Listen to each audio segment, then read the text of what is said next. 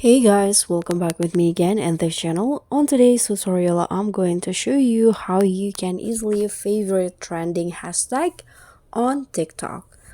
So if you want to save a certain hashtag on TikTok so that you can easily found it and then add it to your TikTok post, this is how you are going to do it.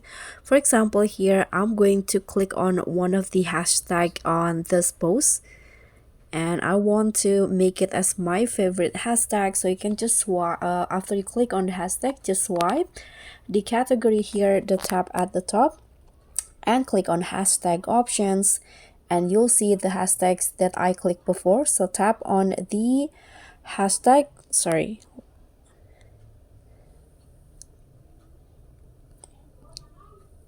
okay, tap on the hashtag, and when you click on hashtag, there will be this button, add to favorites. So just tap on that, and just like that, now the hashtags has been added to my favorites list.